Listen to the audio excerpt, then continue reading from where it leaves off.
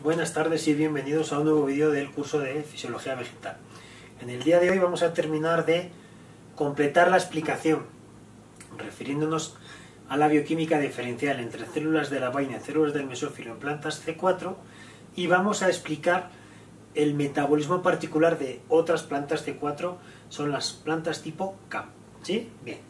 Entonces, en el vídeo anterior veíamos cómo había una bioquímica de carboxilación distinta, de carboxilación y descarboxilación, en dos grupos de células diferentes, las células de la vaina y las células del mesófilo. En este caso, en las células del mesófilo se produce la carboxilación inicial, y en este caso tenemos que el fosfenol piruvato, ¿sí?, que es de 3 carbono, captura el CO2 en forma de hidrógeno carbonato.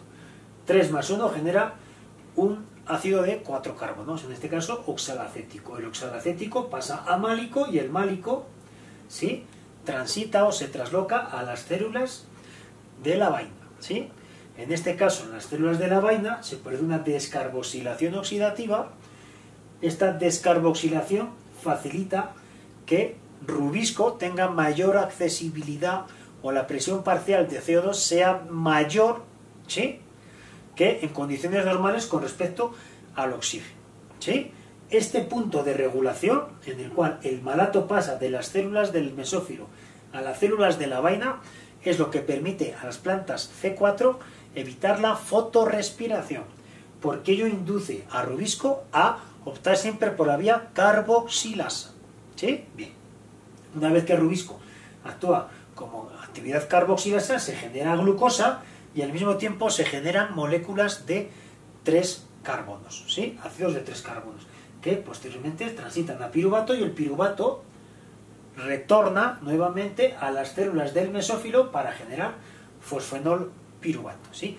De esta manera cíclica, ¿sí?, tenemos que hay, en este caso, 2 carboxilaciones. Uno a nivel de las células del mesófilo, catalizado por la fosfenol piruvato carboxilasa, y otra carboxilación en las células de la vaina, ¿sí?, que se produce en este caso por rubisco. Claro, 2 carboxilaciones mediadas por una descarboxilación, ¿sí? Bien, vamos a ver un esquema que es mucho más gráfico y que además nos da algún matiz sobre qué pasa con esas descarboxilaciones que suceden en otro de los mecanismos que se produce de forma paralela a la vía fotorrespiratoria y a la vía carboxilativa, que es la respiración mitocondrial. Fíjense. Vamos a empezar en la célula del mesófilo, en un cloroplasto cualquiera. Entonces, tenemos que el piruvato, que retorna de las células de la vaina, ¿sí?, se convierte en fosfenol pirúvico. El fosfenol pirúvico interactúa con el CO2 y se forma una molécula de 4 carbonos. Acuérdense, esta es una proteína que es una carboxilasa. Como actúa sobre el fosfenol pirúvico, se denomina fosfenol piruvato carboxilasa, ¿sí? Esta molécula que se genera, que es oxalacético, ¿sí?, que es de 4 carbonos, acuérdense que puede ser malato, es un poquito diferente el tipo de molécula de 4 carbonos que se genera en función de cuál es el tipo de planta, ¿sí? Acuérdense que la diversidad vegetal es grande. Bueno, el oxalacético puede seguir 2 vías, ¿sí? Puede retornar a las células de la vaina y penetrar en la mitocondria, ¿sí?, o se puede dirigir a, en el mismo cloroplasto, la vía de producción de málico, ¿sí? Tanto este málico como este, ¿sí?, este aspartico, ¿sí?, que transita de oxalacético a aspartico, generan o van a la vía, a las células de la vaina, ¿sí? Bien. Vamos a ver primero la parte de la mitocondria. Fíjense. El aspartico penetra en la mitocondria, ¿y qué sucede con el aspartico? Transita oxalacético, el oxalacético va a málico y el málico genera pirúvico. Pero en este tránsito se produce, ¿sí?, se utiliza poder reductor, que finalmente se gana, quedando de forma neta. ¿Qué es lo que se produce? Intermediarios sobre Krebs, ¿sí? Hay cierta ganancia sobre Krebs. ¿Qué es lo que sucede? Que aquí se produce, en la formación de piruvato, ¿sí?, descarboxilaciones oxidativas. Y la descarboxilación oxidativa que sucede en las mitocondrias genera CO2. Ahora, ¿dónde va a parar ese CO2? nuevamente aquí, al cloroplasto. Si tenemos que ese CO2, en forma de hidrógeno carbonato, puede ser redirigido al estroma plastidial, tenemos una vía alternativa para incrementar la concentración de CO2 en la proximidad de rubisco en el estroma plastidial. Eso es por la vía mitocondrial. Ahora, por la vía del cloroplasto, que es la que hemos visto antes, el málico, ¿sí?, es captado por los cloroplastos, en este caso de las células de la vaina, se descarboxila, y entonces tenemos CO2 que proviene del málico vía plastidial y CO2 que proviene de este tránsito que hace esta vía de 4 carbonos, de aspartico, oxalacético, málico y pirúvico, ¿sí?, que también viene aquí al estroma plastidial. Estos dos flujos de carbono provenientes de la vía plastidial y la vía mitocondrial hace que el rubisco en las células de la vaina siempre opte por la vía carboxilasa. Y como está carboxilando, aquí se va a producir glucosa. ¿Y qué más se va a producir? Se va a producir moléculas de 3 carbonos. Porque esa glucosa, acuérdense, se puede generar glucosa o mantener esa forma de 3 carbonos que se constituye en la vía regenerativa de Calvin, ¿sí? Este suministro de moléculas de 3 carbonos viene a nuevamente constituir el sustrato a partir, se vuelve a carboxilar y al mismo tiempo surte a la mitocondria de intermediarios para Krebs, ¿sí? Bueno, este es un esquema que conviene que lo analicen de forma pormenorizada. Yo creo que lo pueden encontrar razonablemente fácil en internet y pueden visualizar este vídeo tantas veces como quieran, de tal manera que les quede lo más claro posible, ¿sí? Bien. Lo siguiente que vamos a ver es si esto es un grupo particular de plantas C4, que son las plantas tipo CAM. Las plantas CAM, les recuerdo, son plantas C4, pero que tienen adaptaciones especiales a climas o condiciones de ecosistemas xerófitas, es decir, fuertes incrementos de temperatura, sobre todo muy intensos por la noche, por el día puede hacer frío por la noche y bajos regímenes hídricos, ¿sí? Altas condiciones de sequedad. Por eso son típicas de zonas montañosas, de zonas desérticas y subdesérticas, ¿sí? Bien, vamos a ver algunas de las características, ¿sí? Bien. Las plantas CAM simplemente se denominan así por sus siglas en inglés, ¿sí?, que es metabolismo ácido de las crasuláceas, ¿de acuerdo? Las crasuláceas son las plantas suculentas, son estas plantas que no tienen esta morfología característica de las hojas planifolias, sino que cuando uno tiene una planta tipo CAM, ¿sí?, son hojas que son carnosas, ¿sí? Son hojas que son carnosas. No tengo aquí una fotografía de las típicas crasuláceas, pero quizá pueden verlo en internet y rápidamente van a identificar cuál es esa familia de plantas y cuáles son las CAM, ¿no? De las familias más características de las plantas CAM son las cactáceas, ¿sí? Las cactáceas, las cicadáceas, las palmas y los cactus son todos miembros de este grupo de plantas, tipo CAM, ¿de acuerdo? Bien. Bueno, hay algunas otras que son las euforbiáceas y, bueno, un exponente interesante de las plantas CAM son las piñas, ¿sí? En el caso particular de México, la zona mayor o que tiene la mayor tasa de producción de piña es la zona de Tierra Blanca en Veracruz, ¿sí? Tierra Blanca, si lo han visitado, es un lugar con unos regímenes hídricos bajos en época de secas y con unas temperaturas completamente sofocantes, ¿sí? Es un clima propicio para el crecimiento de plantas tipo CAM, ¿sí? Bien. Entonces les insisto, son originarias de zonas desérticas y subdesérticas, por consiguiente, intensa iluminación, no hay zonas de sombra, bajos regímenes hídricos y fuertes temperaturas altas, ¿de acuerdo? Bien. Cosa interesante, fíjense, las plantas C4 y las plantas C4 pero que son CAM se distinguen entre sí no por la parte bioquímica, porque nada más se va a producir una carboxilación previa a rubisco a efectos de evitar la vía fotorrespiratoria, ¿sí?, sino que hay un ciclo de cierre y apertura estomático que es opuesto en estos dos tipos de plantas, aquellas que son originarias de zonas subtropicales, tropicales y ecuatoriales respecto de otras plantas C4, que en este caso son las típicas de zonas xerófitas. ¿Sí? Bien. Vamos a ver exactamente cómo es esta diferencia en el ciclo de cierre y apertura estomático y qué razón hay para poder explicar estas diferencias. Fíjense. Imagínense, estamos hablando de un cactus ubicado en unas condiciones ecosistémicas desérticas, ¿sí? ¿Qué sucede por la noche? Por la noche tenemos los estomas abiertos. ¿Qué significa esto en términos de intercambio de gases? Cuando tenemos los estomas abiertos, es posible que el CO2 sea incorporado a los tejidos foliares, los tejidos verdes, fotosintéticamente activos, y que asimismo el oxígeno pueda ser eliminado. ¿Sí? Pero, ¿qué otro elemento distintivo hemos de nombrar? Que durante la noche la temperatura es más baja. Como la temperatura es más baja, las pérdidas de agua se minimizan. ¿Sí? ¿Qué es lo que sucede por la noche? Fíjense. En este caso, en las plantas tipo CAM, no tenemos esta estructura foliar, donde hay un limbo planifolio. ¿Sí? Tenemos que son, imagínense, las cactáceas, es una estructura sólida. ¿Sí? Es una estructura sólida. Todas las células tienen las mismas características. ¿Qué es lo que sucede?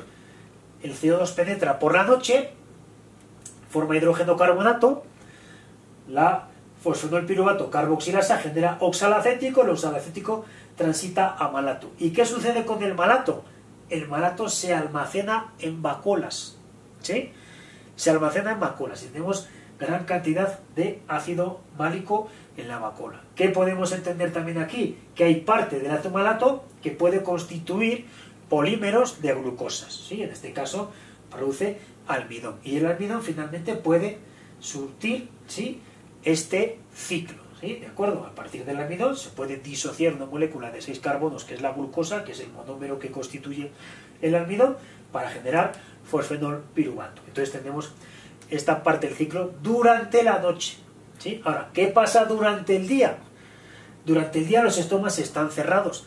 Acuérdense, si hay fotólisis del agua, entonces se va a producir oxígeno. Y si entonces se produce oxígeno, se va a acumular en dado caso que los estomas estén cerrados. ¿Sí? Además que no penetra CO2. ¿Cuál es el mecanismo que utilizan las plantas CAM durante el día? Todo el ácido málico que han incorporado durante la noche lo liberan durante el día. Y lo liberan de tal manera que esté próximo a rubisco. De esta manera, este flujo de carbono continuo a partir de la descarboxilación de malato facilita que el rubisco siempre actúa con la vía carboxilativa. ¿Sí? Actúa con la vía carboxilativa y entonces se puede fijar glucosa. Bien. Estas son la apertura diferencial entre plantas C4 y plantas C4 tipo CAM. ¿Sí? En las plantas C4 normales, los estomas durante el día también están abiertos. ¿Por qué pueden estar abiertos durante el día? Porque no hay escasez hídrica. ¿Sí? No son esas condiciones ecosistémicas donde sí hay fuerte evapotranspiración, porque las condiciones de temperatura de estas zonas tropicales, subtropicales y ecuatoriales son altas, pero hay un suministro continuo de recursos hídricos. Entonces, ello hace que, aunque hay pérdida por evapotranspiración, hay un flujo continuo de agua, y por consiguiente eso facilita un crecimiento rápido y continuo. Bien. En las plantas tipo CAM, les insisto, por el día no pueden estar abiertos, porque entonces la diferencia tan grande entre el agua del exterior de la planta y el interior de la planta haría que gran parte del interior de la planta perdiera el agua. Y las plantas alcanzan lo que denominaremos más tarde y analizaremos el punto de marchitamiento permanente y por consiguiente se mueren. ¿Sí? Aquí tenemos la fotografía de un estoma, que es básicamente el aparato que permite entender el intercambio gaseoso entre la atmósfera y el interior de la planta, pero lo veremos más adelante. Bien. Aquí no me voy a centrar mucho más porque es un poco repetir el ciclo de apertura estomático que veíamos antes con estas láminas, y quiero centrarme en algunas consideraciones que vamos a estar exponiendo. ¿Sí? Bien. Les insisto, sí, que Dice, bien, dice, la incorporación del CO2 al ciclo de Calvin tiene lugar con los estomas cerrados, ¿sí? Esto hace que la concentración dentro de la hoja sea suficientemente alta. ¿Por qué es alta? Porque, les insisto, hay una descarboxilación continua de malato del estroma plastidial, ¿sí? Esta descarboxilación continua que proviene del suministro del málico que estaba almacenado en la vacuola facilita que el rubisco se vaya siempre a la vía carboxilativa y no a la vía oxigenativa. Por lo tanto, fotorrespiración anulada, ¿sí? Bien. Otro elemento interesante que tiene que ver con otro. Dice que como las plantas tipo CAM están acondicionadas a unas condiciones ecosistémicas de muy bajos regímenes hídricos y altas temperaturas, la mayoría de las adaptaciones que tienen las plantas tipo CAM están enfocadas a limitar al máximo las pérdidas por evapotranspiración. Ahora bien, la cantidad de agua que hay en las zonas semidesérticas y desérticas es poca, ¿sí? Y la cantidad de energía que hay que destinar a evitar la evapotranspiración es muy alta. ¿Qué consecuencias tiene esto a efectos de entender el crecimiento de las plantas tipo CAM? Que son muy lentas, ¿sí? Las plantas tipo CAM son muy poco eficientes para crecer, porque la mayoría de la energía la destinan a mantenerse, a constituir una serie de estructuras, de tegumentos, de cubiertas que impiden la transpiración, ¿sí? A diferencia de las plantas T4 de las zonas ecuatoriales, no luchan por los recursos de CO2 y luz. En las zonas desérticas no hay restricción ni de luz ni de CO2, ¿de acuerdo? Pero es muy caro vivir en el desierto desde el punto de vista energético. La mayoría de la energía se debe destinar al mantenimiento y eso deriva en que tiene un crecimiento muy lento, ¿sí? Toda la energía enfocada o destinada al evitar las pérdidas de agua por evapotranspiración, ¿sí? Tiene como consecuencia que en vez de dirigirse a producir estructuras reproductivas o a crecer rápidamente para aprovechar los recursos, se destinen a un crecimiento que, como es centrado en evitar estas pérdidas de agua, crece muy lentamente, ¿sí? Todas las cactáceas crecen muy lentamente y esto es característico de las plantas tipo CAM. Esto es básicamente un concepto que me interesaba que ustedes entendiesen, ¿sí? Bien. En estos esquemas, finalmente, lo que quiero que pueda calar en ustedes es que los distintos biomas que encontramos en el planeta, ¿sí?, pueden distribuirse en función de estas grandes zonas, ¿sí? Tenemos en la zona cálida, la zona subtropical, tropical y ecuatorial, las zonas temperadas, ¿sí?, la boreal y la austral, y luego las zonas polares. Bien. Aunque, lógicamente, la distribución ecosistémica fluctúa porque es muy heterogénea, porque depende de muchos condicionamientos geológicos, ¿sí?, podemos decir que de forma mayoritaria, desde el punto de vista cuantitativo, las plantas C4 están más localizadas, ¿sí?, en esta área del planeta. Eso no quiere decir que en las zonas templadas, ¿sí?, no haya plantas C4. Sí hay plantas C4. Les insisto que hay consideraciones y particularidades tanto de la fisiología de la planta como del ecosistema donde se encuentran, pero mayoritariamente. Mientras que las plantas C3, de la misma manera, se encontrarán mayoritariamente en las zonas templadas, ¿sí? No hay restricción de CO2 ni luz, ¿sí?, en general en el planeta, pero sí hay fuertes variaciones de regímenes hídricos, ¿sí?, y de temperaturas que, acuérdense, afectan a la solubilidad de los gases. Entonces, esta distribución permite entender cómo en la historia natural hubo una divergencia evolutiva entre plantas C3 y plantas C4, a efectos de evitar la fotorrespiración. ¿De acuerdo? Bien. En el siguiente vídeo hablaremos del problema de la evapotranspiración, tema también medular en la fisiología vegetal.